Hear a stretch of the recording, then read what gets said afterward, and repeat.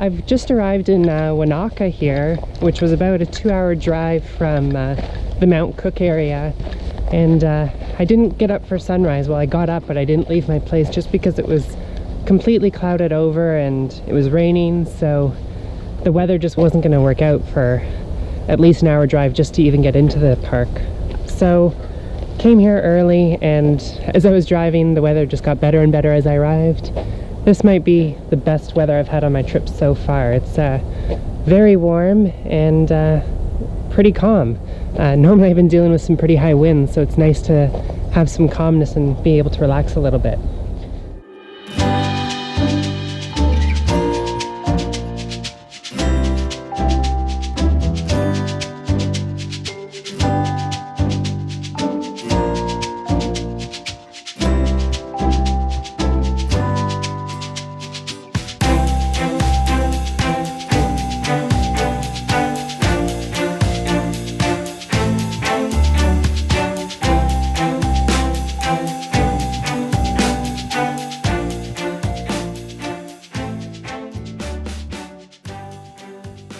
I've arrived in Wanaka and I'm on the beach here, and I'm just sort of scouting out the area because I will be taking quite a few photos here, and perhaps the most popular reason that this place exists is that tree over there. So people call it the floating tree, the Wanaka tree.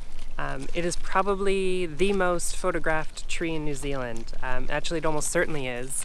I can only think of one other place that might be more photographed, and that's the Church of the Good Shepherd, which I didn't make it to, and I'm actually okay with that. But I don't want to be, just another photographer who got another shot of this tree. Even though all conditions are always going to be different and everyone will have a unique shot, I am gonna, I still want to get the shot for me. It's popular for a reason. And then I will experiment a little bit and see if I can get some different shots that maybe some other people haven't gotten yet. So see what I can do with that. Right now it's still midday, early afternoon, so I'm just scouting around, but yeah, should be good. Looks like the tree is floating right now. I've seen some shots where the water's receded enough that it's not floating, so we'll see what it's like at sunset. I think I'll be coming back here at sunset with a few compositions in mind and getting my shot.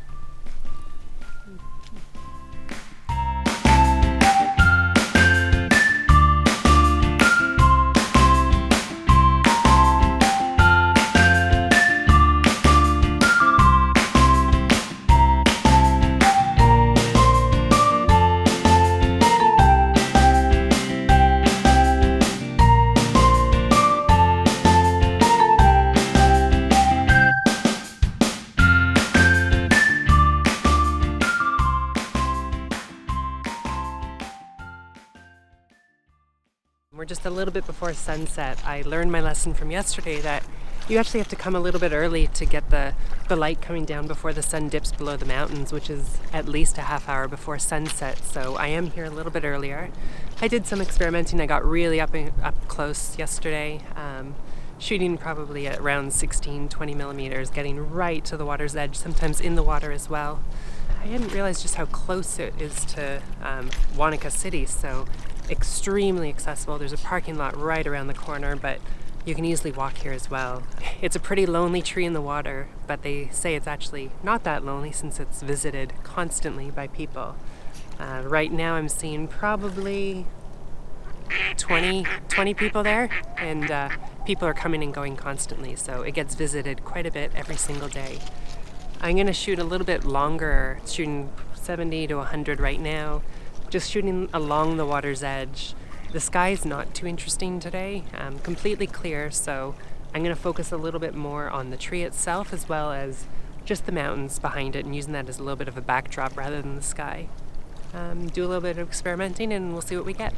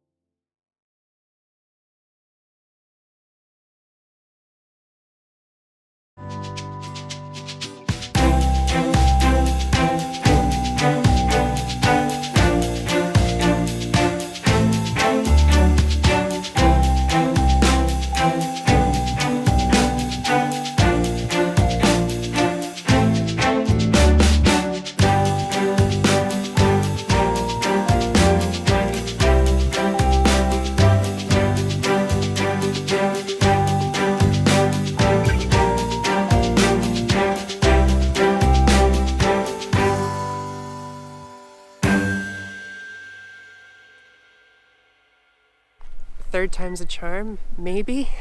I'm here now for the third time at the Wanaka tree, although this is my first time at sunrise, so we'll see how that goes. I'm leaving today, so I wanted to, get a little bit more easily accessible opportunity for a sunrise, since I'll be going back to my place, packing up and doing a longer drive, so yeah, something a little bit easier. The sun is rising probably about 15 minutes from now, and it's in front of me or behind the camera. So it won't be a part of the scenery here, but I've been looking at the angles, and it's a little bit hard to tell just with the mountains and exactly where it will finally, illuminate the lake here. But I'm hoping that it will be able to light up the tree because it has these green leaves on it still, which is really beautiful.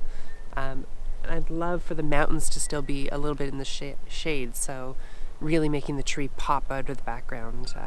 Since it's another super clear day, which I guess I can't really complain about, I'm going to focus on the tree and the mountains a little bit more again, and if I can get them to have a little bit of a contrast, then it would just make the tree pop that much more. So I've experimented with focal lengths, angles, high perspectives, low perspectives. I kind of like them all. I think they all have their variations and they all work in their own way. But yeah, let's get set up and see what we can do for this morning.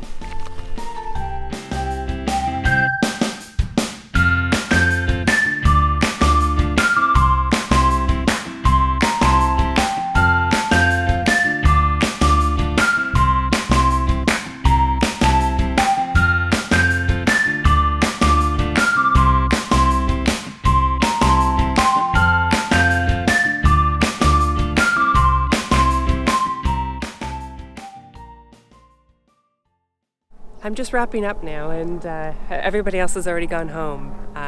There weren't too many people here at sunrise. I think we topped out at maybe 10 or so people, far more at sunsets that I was experiencing.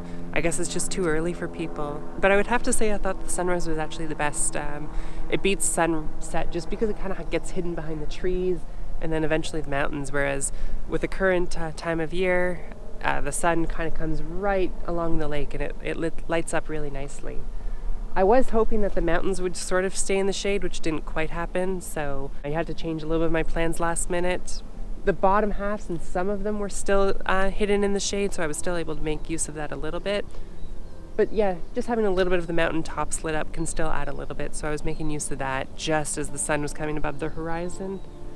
And very, very calm day, so I was shooting the water, everything from sort of just as is, getting, 1/50th of a second with my polarizer. And then I was also using a 2-stop ND just to smooth it out a little bit. I wasn't really going beyond 2, maybe 3 seconds, just to sort of retain some of that, for lack of a better term, water quality. I still wanted to keep that rather than just like completely wash it out, completely smooth it out with something like a 6 or a 10-stop filter.